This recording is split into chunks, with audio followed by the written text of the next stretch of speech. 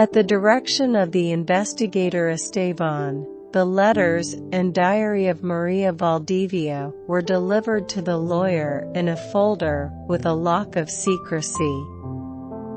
Having assumed responsibility for the new stage of investigations, Esteban questioned André about the security of the VEMP safe and, from him, learned that, in those days, only he and the lawyer had the access code. Carlos, after the attack and facing the current condition of irreversible amnesia, had still not been informed about access to the safe. The investigator asked André to continue limiting access to the safe and asked about the possibility of changing the password for the safe, to which André replied in the affirmative.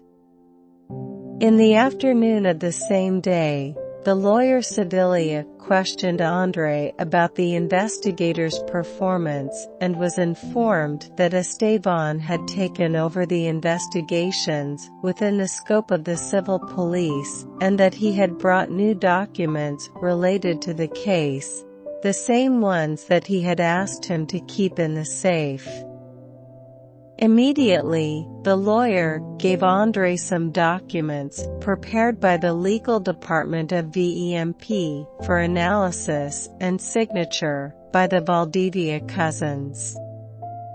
After that meeting, André stood in front of his living room window and, contemplating the orange clouds at dusk, thought about the capacity for betrayal of human beings, especially Maria Valdivia. Truncating his thoughts, an electronic signal introduced Carolina's voice that wanted to say goodbye before going home. He asked her to come in. He called her close and said that he wanted to be frank with her always, and that he expected the same from her. She, straightening his tie, replied that she would not have allowed him to approach her if she had suspected it. The young woman, from a humble family, was pretty and very friendly. She traveled with a small motor scooter, in whose basket she carried a lunch, her personal diary, and a shelter.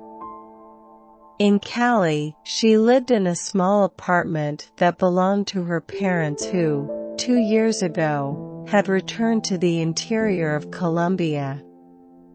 In the following days, André and Esteban met several times as the new evidence indicated the need to reassess the investigations carried out up to that date.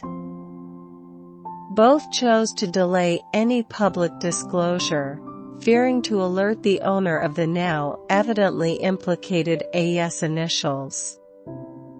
At the end of November, André informed Carlos that, traditionally, VEMP provided employees with a Christmas party. They discussed the idea of taking advantage of the house in Cartagena and having a party by the sea. Ana liked the idea and began to think about the details. Carolina would oversee invitations and procedures for everyone to travel to the coast. Anna's and Carolina's parents would be included, as well as some relatives of the Valdivia family. At the beginning of December, and based on the content of the letters and Maria's diary, investigations reached the old caretaker of the residence in Cartagena. Questioned, the man said that he only saw the lady's car pass by her house, and that she was accompanied by who he thought was Mr. Carlos.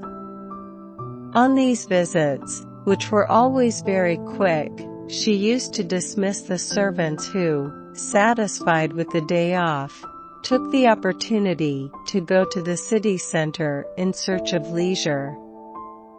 The caretaker said that on one of the lady's last visits, he had observed the couple on the beach. Flushed, the caretaker said that both had undressed and thus diving. As he was so far away, he said he could not confirm whether the gentleman was his employer.